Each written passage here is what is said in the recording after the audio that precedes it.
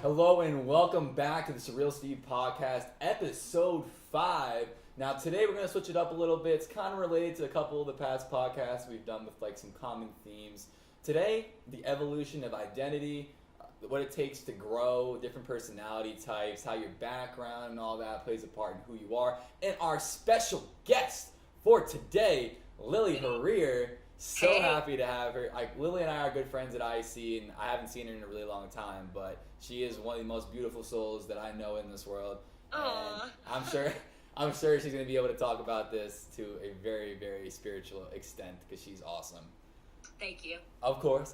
So Lily, thanks for having me. Of course, I'm happy to have you on the show because you are awesome. So of course I'm happy to have you.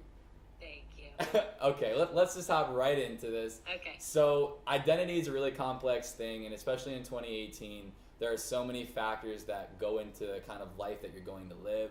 Your hometown can play a part in it, your friends, your education, your race, your cultural, your ancestry.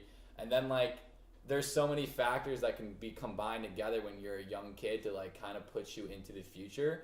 But I want to talk about is like, what do you think you can do with your life when after you like how much is the beginning of your life crucial to like the future of who you are? Like, do you think like your high school years, your elementary years, like are going to define the foundation for who you are, or do you feel like you're always changing?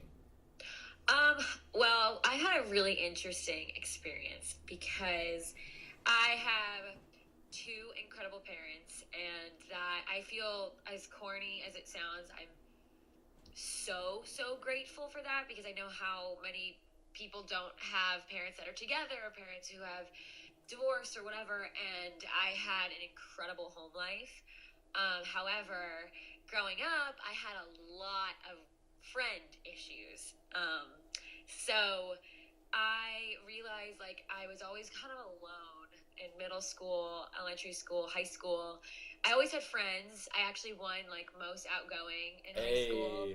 Yeah, because I always had a ton of friends, but I never really had like the one friend or someone I just felt like I could tell everything to, or just like count on to be at my birthday party or whatever. So, but I think a big part of that was because almost every single person in my grade had parents who were divorced, and they all like I guess found each other through that. They were like compensating by like finding their best friend, and I just never wanted to find my best. It's not that I never wanted to, I just never did, because I guess my parents were my best friends, my brother was my best friend. So I started realizing that I was kind of alone my entire life. Besides my family, I was alone with like certain things I would wish I would tell a friend until I got to college. And I realized that I'm just a super independent person, and I think that's a big reason why I've never really like stuck to someone. So I do think that a lot of what like how you grow up is going to affect like how you will become when you get older. Because now, as a person who's searching for jobs, I realize I don't want to be in a situation where I'm going to be grouped with anyone. I want to be completely alone, which is crazy because I never thought in a million years I would do that.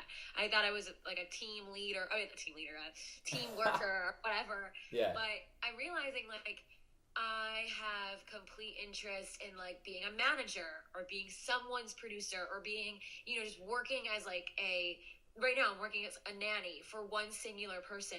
And although I love interacting with people and meeting people and talking to people, I think the way I grew up, because I just had my parents and my family, I never like had to really work with people.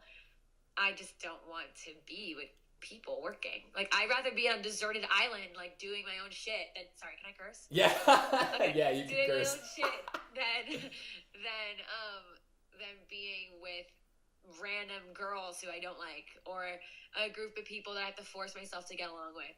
But I don't know. And I think that's really important. I mean, I would definitely agree that, like, I think life is fluid, and I think we are changing with all the experiences we have on a daily basis. But, like, the character, like, the kind of person, I would say the foundation is set. It doesn't matter if you dropped out of high school. Like, there's just, I think, like, from, like, when you're 1 to or 18 or, like, 10 to 16, like, there are certain elements in your life that are combined together to give you a certain outlook. Like, and your example is like, that you want to work on your own. You want to be a boss ass bitch. Like, you want to like run your own team. You want to run your own projects, and you're not gonna figure out like I mean, you can change. That can change. That experience can change. But like, I've been thinking about it a lot lately. It's just the foundation for who you are is super important for like your dream and what you're trying to do with your life. And another question is like, do you think it's a good idea to kind of picture yourself in the future? Because there's a lot of people that are like, why don't we stay in the moment, or like, why don't we be impulsive? And I respect those people, and I think that's great to live in the moment.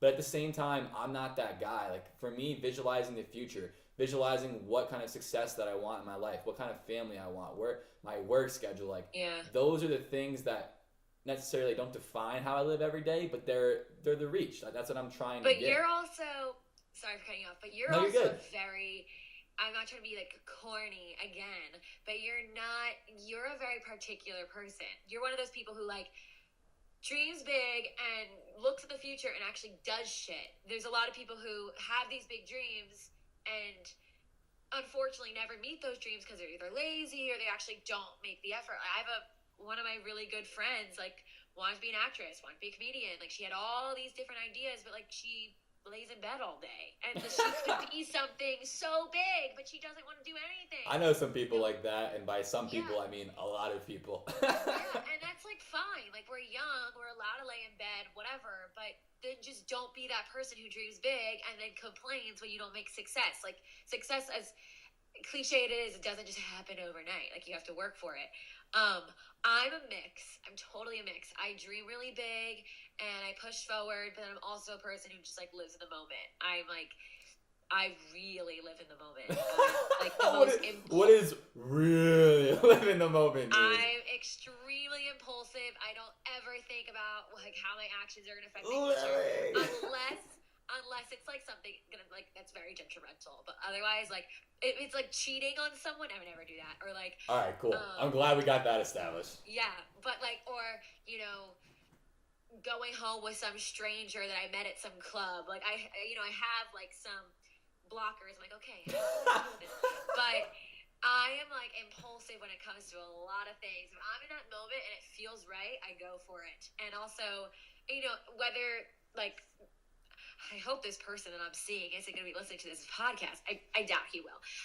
Damn, what are you saying, Lily? No offense. He's like not from here.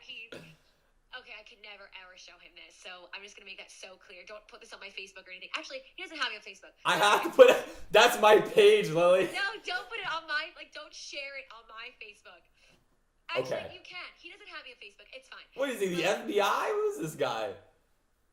So I'm seeing a guy right now who this is a very impulsive Lily thing. I'm seeing a dude right now who's incredible in every single way, but we have like truly incredible. Like that's not me just like saying this. Like I would probably like if he proposed to me tomorrow, I'd be like, hell yeah.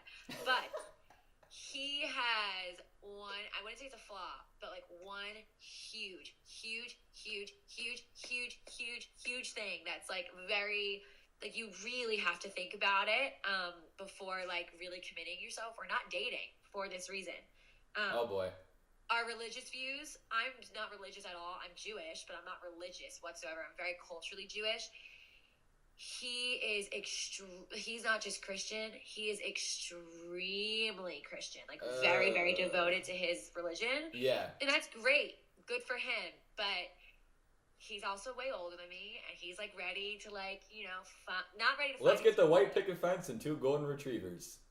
Not necessarily, but at the same time, like, what is he doing with a Jewish girl from the suburbs when he's this guy from Montana who was raised extremely Christian? Like, and we really like each other. So the point of this, though, is like I'm just like telling him like, why don't we just live in the moment and like embrace what this is?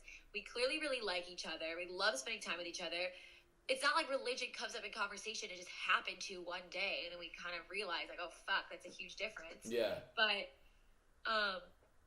like once it starts getting serious, then we start to talk about it. Okay, but right now we're like just live in the moment. Who knows? Maybe my views will change. Be like, I don't want to be a Jew anymore, which will never happen.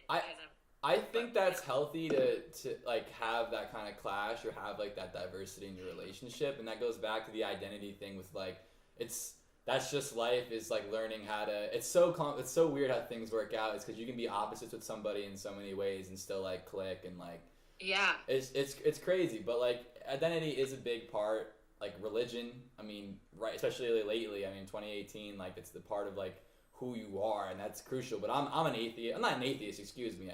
I believe in many things, so I can't pick one thing. Yeah, I guess I'm kind of like that too, though. To be honest, I truly am. I'm just like culturally a Jew. Like I take a lot of pride in being Jewish because I mean I'm also Israeli, so it's different. But yeah, well, religion. I mean, a lot. There's like so many activities and communities you can be a part of that kind of help with your identity and how you grow. But I want to speak a little bit more on growth. So with energy, this is like kind of the main part of the podcast here. Energy is a big thing in life. And you were saying before, like, there's a lot of people who have dreams who don't chase them or, like, who don't take small steps. But how do you best maintain your energy? Because for me, I have to do small things all the time, whether it's going to the gym, taking a walk, getting some sun, writing, putting my headphones in and listening to, like, rap instrumentals. Like, everyone has to, like, understand that you have to be able to, when your energy goes down, you have to find ways yourself to bounce back up. If you're not able to maintain your energy or at least keep a nice steady wave going, then you're not, if you keep on that couch trend, you're never going to be able to push yourself or be uncomfortable. Right. You have to be uncomfortable to get success. There's no way around that. So basically you're asking like, how do you maintain that motivation? Like, how do you keep going every day? I mean, you were speaking a little bit on what you're going to be an English teacher, right? So why don't we talk a little bit about that? Like, what do you do to keep your energy up? How do you take care of yourself? What do you invest in? So as someone who's like, I know this about myself right now. Like I said before, I am a very independent person, but then I'm also someone who loves to meet people. I'm also someone who loves to travel. I'm also someone who loves food.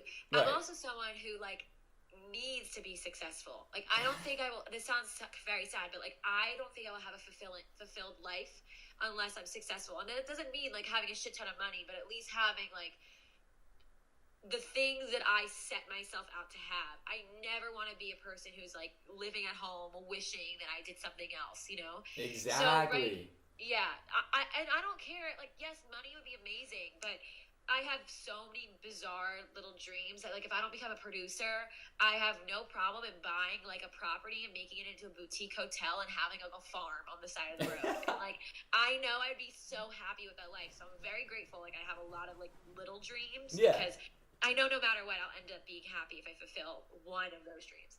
But I guess like for me, I had a lot of I used to have, well, I still do, and I think a lot of people do. I have like body dysmorphia. You know, I don't look at myself in the best light all the time. I can be really, really negative and like hard on myself. I could also just be really self-deprecating, like a lot of people can be. So I try to just do things that, and it sounds so simple, but that literally just make me happy. And yesterday, I opened the fridge, and I'm a huge cook, and I was like, oh, I don't want to cook. And I literally saw an entire chocolate cake sitting in front of me for my cousin's birthday. It was left over. Yeah, and I said, fuck it, I'm eating this cake. And I had the entire cake, and I did not feel like shit about it. I didn't look at my stomach and think, wow, I'm really fat. And I truly didn't. Like, I'm not just saying that. I really didn't. Because in the moment, I was like, I need this. I had a hard day. I want the freaking cake. So little things like that keep me going are just like, I like say little mantras to myself, like it's not gonna kill me, like I'll be fine. But then I also, you know, I don't make excuses for myself. So if I feel that I'm like, you know, not where I want to be physique wise, I go to the gym and I will run 7 miles if I have to, or I lift, or I go on the Stairmaster for 40 minutes and then go for a walk for an hour. Or I, you know, some days I just don't even want to go to the gym and I want to be a couch potato and veg all day, and I will do it, but I'll make sure the next day, like, I get my mental health back, like, not mental health back together, but I will motivate myself to get out. I just think that if you want success, or if you, whether that just be like happiness, if that's your form of success, or like success as happiness and making it in life and whatever, then you literally just have to find the things that are going to make you happy and to motivate you. You can't do the shit that you don't like to do. It's as simple as that. So first thing, you're beautiful, so hopefully I don't want you to ever think that. So you're gorgeous. Second, it's good that you do things that are good for you and that make you happy, but do you feel like at the same time there are things that you know that don't necessarily make you happy, but you know that you have to do these things to push ahead, to get ahead in your career or your life? And I think the biggest thing is people I recognize that there are so many steps that I need to take to get to where I want to be, to get to the identity, like the end kind of person that I want to be. And I think the issue that a lot of people have is they're not willing to make themselves uncomfortable, or they're not willing to kind of be in that position where they don't feel in control, or they feel a little helpless, or maybe they don't know what the outcome is going to be. Like, life is a mystery, but I think you have to kind of balance your energy and realize that, like, you have to know self-care is the biggest thing. Like you were saying, Right. if you want that chocolate cake after a long day, eat the cake. And if you know, if you don't feel good about your body after, or like you just, like, you're sweating more, like you feel like you need to do some cardio, like take care of yourself. Like you have to balance it out. Like you have your good days, or maybe you had a really long day and you just want to relax. So just relax. Like you don't have to be on your grind 9 to 5 every day, like getting this money. Like you gotta take care of yourself. If that makes you happy and going for 8-mile runs every day, then fucking do it. But also, don't kill yourself when you don't go for that run. And it sounds cliche because everyone's like, oh, don't be so hard on yourself. But truly, if you like find that balance and you're like okay with not being so fit, and if you're okay with eating that chocolate cake, or if you're okay with, you know, taking time for spending time with your family or your friends by just working out and putting your headphones in for 3 hours, and you're okay with that, then great. But I think it's very important to do things that make you uncomfortable. Me too. To add on to what you said, I know it takes me a lot, actually, surprisingly, for how much I go to the gym to bring myself to the gym. A lot of the time, I want to just lay in bed and watch movies, and that's like my favorite thing in the world. But I always remind myself, like, I feel so much better after I go to the gym. I tell myself that every time. I feel so much better, Lily, just go. And then I go and I kill it and I feel great. But I'm also, like you mentioned, and I mentioned before, I'm going abroad by myself. Don't exactly know where yet, but right now I'm training to be an English teacher. I'm teaching English as a foreign language. I'm getting my certificate online right now. It's like a 4-month course, and I could pick any country in the world, go any place in the world, and I'm probably going to go to Asia just because I know I'll never go unless I go now. So. Right. I know, as a person who is like has like a severe case of wanderlust, like if I don't do this now and like experience this uncomfortable journey of going by myself and just like meeting people along the way and potentially, like, I don't know, not liking it, being so alone and like living in solitude and living in a suitcase, that's fine. I come home, but like I need to experience this now, because if not now, then when? And it's so important to just like try things, because who knows, maybe I'm in Thailand and I'm like, wow, I want to do this for the rest of my life. And what's amazing is I could with this certificate I have. But with you, like, you wanting to be this, I think, right, like show host, right? Yeah, I would prefer to be a host, instead of an actor. Okay, as someone who like had that dream and like sometimes still thinks about it, I hated taking acting classes. I loved to act, but acting classes freaked me out because I was so intimidated. So I kind of like settled with the fact that, you know what, maybe this dream isn't for me, because that's like a huge aspect, like just like not giving a fuck. And I think I gave too much of a fuck. But I tried it. I like tried, like, even though it was uncomfortable, I still tried and did the whole improv thing and cried multiple times in front of my teacher, but it wasn't for me. If I may interrupt you for a moment, I apologize. Yes. In high school, I had a track teacher, Mr. Ayatoro, a legend at my school, and one of the biggest things that he said is try. If you are unsure about something, and if you have the slightest bit of interest in doing something, try it out, because it could become a huge part of who you are, and it could be your next big dream. But with what you're doing, that's extraordinary, first of all. I'm excited for you. That's awesome. But you are excited, but are you nervous? Like, what's going into that? What kind of anticipation is leading up to that moment? I have literally zero clue, like, what's going to happen. And what's even crazier is that I'm going to be an online teacher. So I can live, and I chose to do it online just because I wasn't ready, I don't think, to like pick a country and stay there for 8 months. So, because once I commit to a country and commit to a school in that country, I have like a contract with them for a full year. And you gotta go, I have to stay. And like, if I freaking hate Bali or I hate Korea, like, you know, because I thought about Korea, I thought about Vietnam, I thought about Indonesia, like I thought about a bunch of places, but then I decided, okay, I'm going to be an online teacher, start in Asia. I will stay in Asia probably for 2 months, and then I could go to an English-speaking country like New Zealand, which I'd probably never go to, unless I do this, go to New Zealand, still be my online teacher, and then you know what, maybe head to Australia, do that for a few months there, and then by that point I'll be like 6 months, and then if I decide for the last 2 months I want to come home, great, or I travel more, and I'll be making money the entire time because I'm a teacher online. But I'm like so afraid. I'm like really, really afraid. Right, and naturally, of course. I mean, that's a big leap. Yeah, no, I'm like petrified, but I'll be okay. Like I think but you see, here's another perfect thing. Like I thought by February I'm out of here. I'm going because I got my certificate by December. Yeah, I'm out of here. But then I realized I am not ready for that, and that's okay. So I decided I'm putting it off until September, and I'm buying my ticket in February, so I have no excuse, so I could go in September. But I think a lot of the issue is a lot of people are just hard on themselves, and then they get discouraged. And like I was a little hard on myself that like. I decided, I'm going to put this back for another 6 months. Yeah. But, like, who gives a shit? Like, another 6 months, another 6 months. Like, 6 months you're already young from too, today so... was summer. What? I mean, you're young, too. I mean, the fact that you're even going to take, like, a leap of faith like that it's something that a lot of people just simply won't do. And it's so healthy to want to have some kind of experience. I know a lot of people that want to study abroad or at least travel, and that's fantastic if you want to do that. Everyone has a different story or a different kind of narrative they're trying to set up for their life. And in each moment or stage in our life, we have different environments and people that influence who we are. And with you, you said you're independent, but when it comes to, obviously anyone can be shaped by their environment and what's going on in their life. But do you really feel like you're going to change? Do you feel like you'll change into a different person, or you'll improve and grow as a person because you're going to be exposed to a new career, new relationships, a new environment? Yeah. Do you think that's, obviously it is healthy because to get a more multicultural perspective in your head is great, but I think so many people are either not evolved with enough or aren't willing to try out enough things that they have a very small scope of what their potential could be. And I had no idea you were going to take this route. Like when you told me like on Snap, I was like, holy crap. Like I had no idea you wanted to like do that. Yeah. And it's like, when did you get the idea to do that? Like, is that something that was part of your identity growing up, or did that just manifest after school? So when I was in LA working at Conan.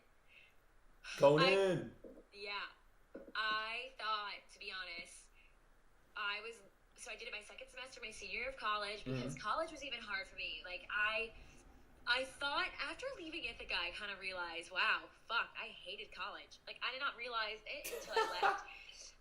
No, really, and that's what's so depressing. Like I don't even want to go for alumni weekend. I'm like, I don't want that place anymore in my life, which is so weird because I enjoyed every second when I was there. I didn't expect that answer from you. Yeah, I just think I had a lot of really hard times there, like mentally, like groups of girls were not very nice to me. Again, it goes with the fact that like I'm a very independent person, and I think also I'm a very particular person because I am really bubbly, really outgoing, and a lot of people just took that as me being fake. But I'm not, people. This is really is not fake. Guys. No, fuck all the haters. Yeah. But anyway, I was at Conan, and although I saw that man every single day and sat at those rehearsals, and I was his research assistant, so I got to research all the celebrities that were coming on the show, and I had the fun ones. Like, some of his interns had, like, shit ones, like... You had, like, 50 Cent and stuff, right? You were telling me about that. 50 Cent, I had John Hamm, I had, what's her face? From The Office, Jenna. I'm not sure. I forget. Yeah. Anyway, I had so many people. I had John Krasinski from The Office. Oh, yeah, I know. I had Owen Wilson. I had so many people. What was amazing is I got to meet a lot of them, too. I had Chris Hemsworth. Yeah. Anyway, Robert De Niro. I keep naming these celebrities. Yeah, and I met a lot of them. And I loved it so much. But I realized not only the amount of weight I gained because I sat at that desk every day, I also realized, oh my God, if I got into a job like this right now, knowing me, I'd get comfortable and I wouldn't want to leave just because it's a great job. Like I'd probably get really good pay. I'm in LA. I'm in a great area in Burbank. I probably would get really comfortable with the idea of living in California. And that scared me because I really don't like comfortability. Like, I'm like queen of making myself uncomfortable. So I put myself in really weird situations all the time. And I just thought, okay, because they kind of were looking for someone to hire and I was going to apply. And I didn't. I literally didn't apply to work at Conan because I thought if I work at Conan, I'm going to stay there and yes, potentially be the person I want to be in that moment. Like at that time, I thought I wanted to be a producer. So I thought, you know what, this is my way in. I could become a producer, blah, blah, blah. But I really didn't want that right then and there. I'm like, I'm 22 years old. Why the fuck am I going to sit at this desk right now and be this person's bitch for like 8 months to maybe move up a rank, and by the time I'm like 33, then maybe become a producer. And then say what? I never traveled to Asia or South America or Australia. So see, we're different in that regard because like I know that's exactly how the industry works, and you do it like in most cases you do have to work your way from the bottom or do the bitch work and just kind of like be the assistant and like put up with a bunch of shit, which I'm cool with and also aggravated at. But in my case, I know that I'm young and I know that it's the greatest time to travel and everything. But Steven, I'm cutting you off because I don't want you to continue because you are someone who has. This is what I was saying before. You are a very particular person. You know what you want and you're a go-getter. I have too many ideas in my head. Like I am. Yes, you know it's a great time to travel. I know you will make time to travel. But first, right now, your priority is to make it big, and that's incredible. Thank you. Wish I had that, but at the same time I'm like, I know I'd be happy in a farmhouse raising goats. Like I think I'd be fine doing that. But I'm the same way too though. Like I appreciate you. We have like all these ambitions and it's really great to chase all these dreams and to do what you can, and it's good to make yourself uncomfortable.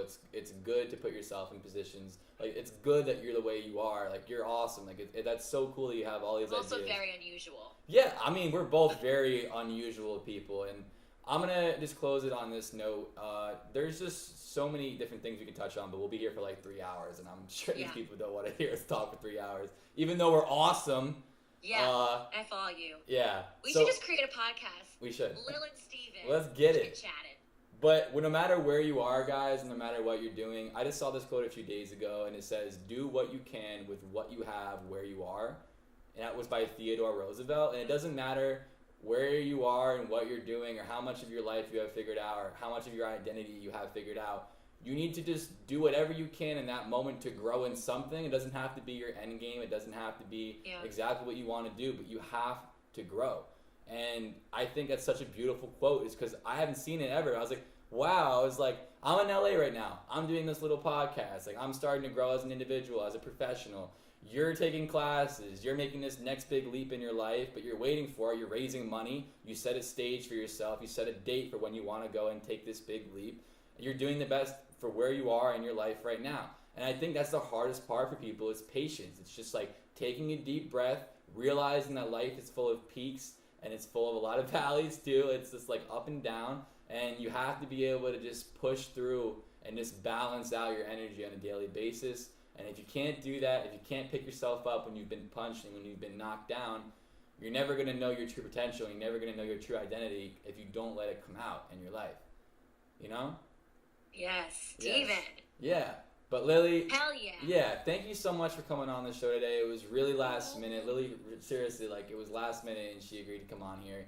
I had a great time talking to you. I know you're going to be a fantastic teacher because you're an awesome person. You're bright, you're bubbly, you're intelligent. You can write hella good, girl. So you got this. Thank you. You know I'll be keeping in touch. Same goes for you. Oh, thank you. You're going to make it big, Steven. You know, we talk like this all the time. You are. Give me like... I told my mom before I agreed to do this, I was like, he's like the next Jimmy Kimmel. Or I don't know who you like aspire to. Conan, see, it's ironic because Conan is my favorite guy on the late night kind of... Or not late night, just like show category. And you know he reduced his show to 30 minutes, right? Yeah. Yeah. I know. I was going to intern there. All right, we'll get it to a different point. Lily, thank you so much for coming on the Surreal Steve podcast. You enjoy the rest of your night, okay? Okay. All right. See ya. Bye, Lily. Bye. Thanks so much for watching this Surreal Steve podcast, episode 5, The Evolution of Identity. Special shout out once again to Lily Harir for coming on the show. Make sure to follow us on IG, Twitter, and Facebook. New content will be rolling out over the next couple of months. Don't want to miss it. This week's artist shout out is to Furco Music. He is doing a killer job. Check out his SoundCloud. We're going to link it. And shout out again to the Golden Standard for making this possible, because without the Golden Standard, we would not have the Surreal Steve podcast. Thanks for watching, guys, and we'll see you next week. She's perfect, she works and she always looks fly. So goddamn beautiful, look at her eyes. Plays hard to get, but I'm still gonna try. What will it take for me to be your guy? I've been just watching the way that you act. I've been just loving the way that you laugh. I'm trying to be with you on your behalf. You're so damn perfect, there's nothing you lack. You got the hair that just flows in the wind. I can't imagine just kissing your skin, right from the bottom and up to your chin, as we just make love to the violin. Let's pop out a bottle and drink till it's gone. I can't get enough of you turning me on. I wanna be with you from night to the dawn. Can I be the guy that you're gazing upon? You so beautiful, unexcusable, it's undisputable. I'm delusional. You so beautiful, unexcusable, it's undisputable. I'm delusional. Intelligent, beautiful, always on time. Looking so elegant, sipping that wine. Stands out the most, she is one of a kind. On a scale 1 to 10, she is a dime. Let me just give you the key to my heart. You've been the girl for me right from the start. Nothing between us will tear us apart. I am the artist, to me you're the art.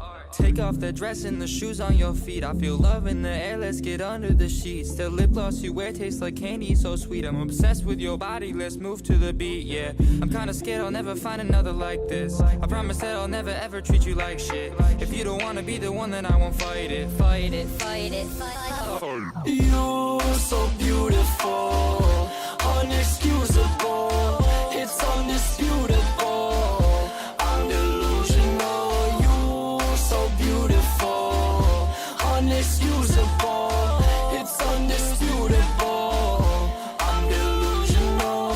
What I lose, what I lose, what I lose, what I lose, what I lose, what I lose if I bet my heart on you. And I know, and I know, and I know, and I know, and I know, and I know, and I know that you're not the one